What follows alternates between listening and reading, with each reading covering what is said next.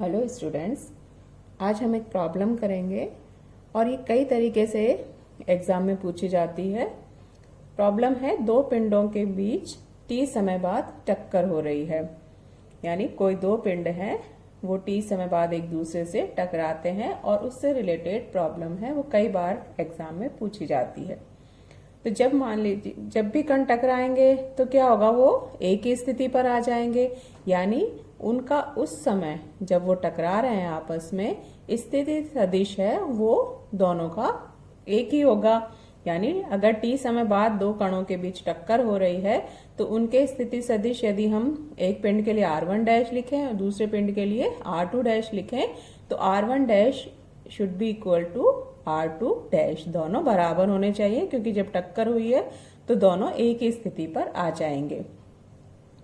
अब प्रारंभ में या किसी भी क्षण उनकी स्थिति सदिश है, वो मान लीजिए पहले कण का r1 था और वो v वेग से गति कर रहा है पहला कण, तो t समय बाद क्या होगा कि वो अपनी जो उसकी स्थिति थी r1 है उससे v1 t डिस्टेंस से दूर हो जाएगा, उससे विस्थापित हो जाएगा।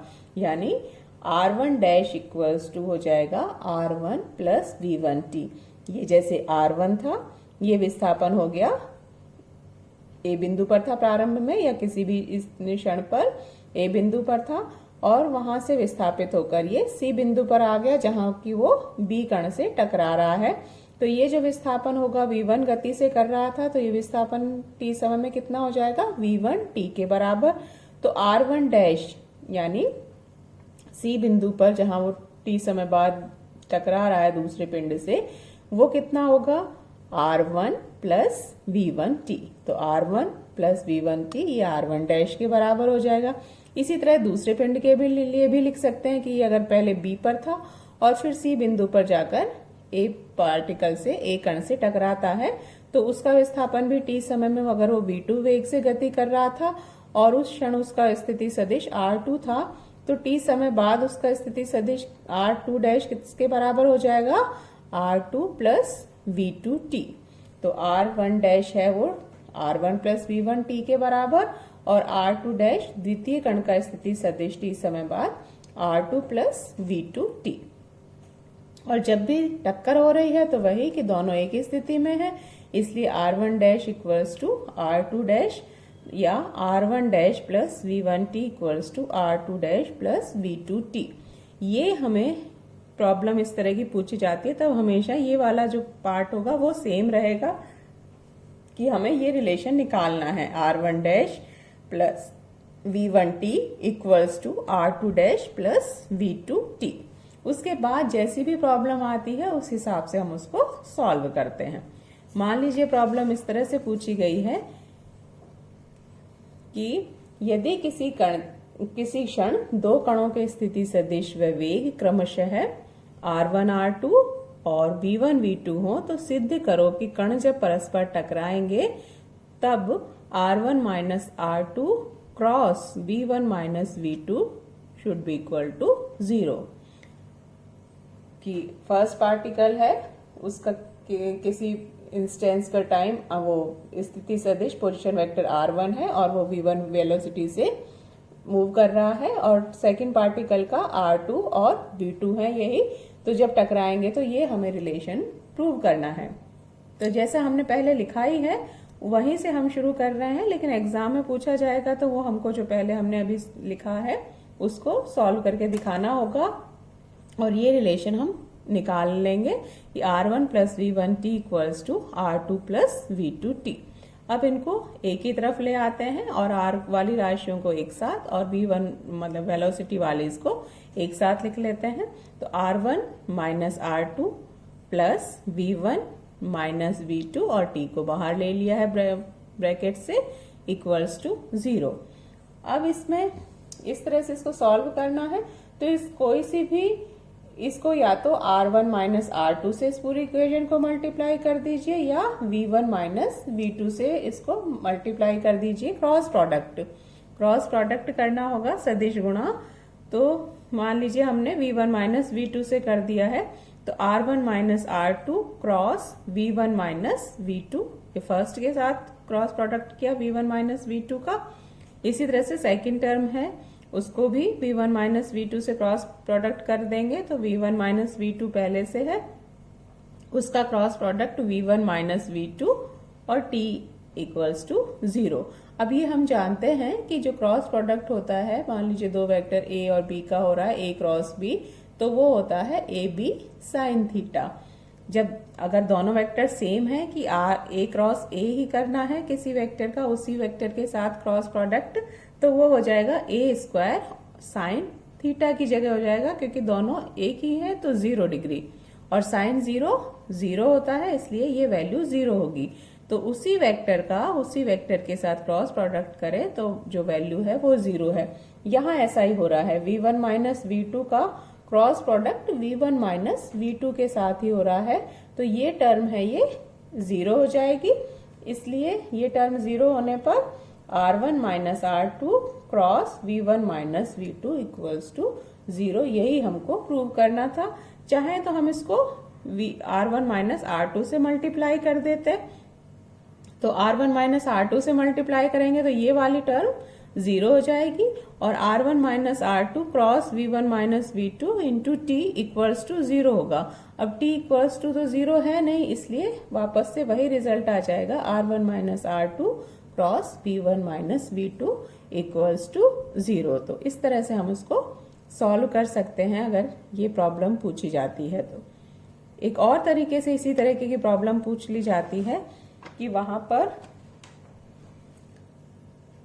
हमें r1 r2 की वैल्यूज दे दी हैं और v1 v2 की वैल्यू देकर टाइम निकलवा सकते हैं, या फिर टाइम दे दिया गया है और एक पार्टिकल की वेलोसिटी दे दी गई है, दूसरे पार्टिकल की वेलोसिटी पूछ ली जाती है। तो ये कई तरीके से इसको पूछ लिया जाता है। एक प्रॉब्लम हम ले लेते हैं कि किसी क्षण दो कणों की स्थितियां क्रमशः 4i minus 4j cap plus 7k cap तथा 2i cap plus 2j cap plus 5k cap metre हैं। यानी इनके जो पोजीशन वेक्टर्स हैं टू पार्टिकल्स के, वो दिया हुआ है 4i cap minus 4j cap plus 7k cap first particle का, सेकेंड पार्टिकल के लिए 2i cap plus 2j cap plus 5k cap. यदि प्रथम कण का वेग यानी वेलोसिटी ऑफ फर्स्ट पार्टिकल है 0.4 मल्टीप्लाइड है, ये ब्रैकेट है पूरा, i cap minus j cap plus k cap metre पर सेकेंड हो, तो दूसरे कण का वेग ज्ञात कीजिए। यानी फर्स्ट पार्टिकल की वेलोसिटी दी हुई है, दूसरे कण की वेलोसिटी निकालनी है हमको, जिससे दोनों 10 सेकंड पश्चात टकरा सकें। यानी 10 सेकंड बाद अगर टक्कर हो रही है तो दूसरे कण का वेग कितना होगा, ये हमको ज्ञात करना है। तो यहाँ पर ये चीजें दी हुई है हमको, r1 की वैल्यू दी हुई है, r2 की वैल्यू दी हुई है, v1 की वैल्यू दी हुई है और t की वैल्यू दी हुई है, v2 हमको ज्ञात करना है। तो वही पूरी एनालिसिस करेंगे हम और ये रिलेशन निकालेंगे कि r1 plus v1t equals to r2 plus v2t, जब उनके मध्य टक्कर हो रही है दो पिंडों के बीच। अब ये वैल्यूज हम इसमें पुट कर देंगे, 4i cap minus 4j cap plus 7k cap r1 के लिए, प्लस v1 की वैल्यू पुट कर दी, t की जगह 10 सेकेंड था तो 10 इक्वल्स टू r2 की वैल्यू पुट कर दी जो दी हुई है, प्लस v2t तो 10 v2। अब इन टर्म्स को एक साथ यहाँ जैसे मल्टीप्लाई हो जाएगा, 10 से मल्टीप्लाई हो रहा था तो 4 हो जाएगा ये, तो 4i cap minus 4j cap plus 4k cap हो जाएगा। और इस वाले टर्म को भी हम लेफ्ट हैंड साइड में ले आएंगे, तो ये साइन चेंज हो जाएगा, minus 2i cap minus 2j cap minus 5k cap equals to 10v2। और 10v2 i कैप की टर्म्स, j कैप की टर्म्स और k कैप की टर्म्स को एक साथ कंपाइल कर लेंगे। तो यहाँ पर i कैप की टर्म है +4, यहाँ भी +4 और यहाँ -2, तो 4 + 4 -2 i cap plus j cap की टर्म देखेंगे तो यहाँ -4, यहाँ भी -4 और ये भी -2, तो -4 -2 j cap plus k cap की टर्म्स 7 + 4 और -5, तो +7 +4 -5 k कैप। तो ये हो गया 8 - 2 तो 6i कैप। यहाँ सारे माइनस में हैं तो ऐड हो जाएंगे, तो 4 4 8 और 2 10 और माइनस में है तो -10j कैप प्लस ये 11 -5 तो 6k कैप। ये 10 V2 के इक्वल है। 10 से डिवाइड कर देंगे तो V2 की वैल्यू आ जाएगी 0.6i cap minus j cap plus 0.6 k cap metre पर सेकेंड। तो ये इस तरह से यहाँ पर अब इसमें R1 R2 की वैल्यू दी हुई थी, V1 की वैल्यू दी हुई थी और T की वैल्यू दी हुई थी और V2 निकालना था। उल्टा भी हो सकता है कि इनमें से V1 की वैल्यू ना देकर V2 की दे देते और V1 निकलवा लेते, तो भी इसी तरीके से। या कई बार ये होता है कि R1 R2 V1 V2 सबकी वैल्यूज दी हुई होती हैं और ये निकालना होता है कि कितने समय बाद वो टकराएंगे। तो इस तरह से ये प्रॉब्लम है वो कई रूपों में पूछ ली जाती है, लेकिन हमें जो हमने यहाँ पर सबसे पहले निकाला था इस तरह की स्थितियों के लिए ये expression R1 + V1t equals to R1 + V1t equals to R2 + V2t। ये इक्वेशन हमको निकालनी है कि R1 dash equals to R2 dash हो जाएगा। तो ये वैल्यू इक्वेशन लिखकर और फिर जो भी चीजें दी हुई हैं और जो भी पूछा गया है उसका मान ज्ञात कर सकते हैं। तो इसके साथ ये फर्स्ट यूनिट कंप्लीट होती है। नेक्स्ट यूनिट हम नेक्स्ट लेक्चर से शुरू करेंगे।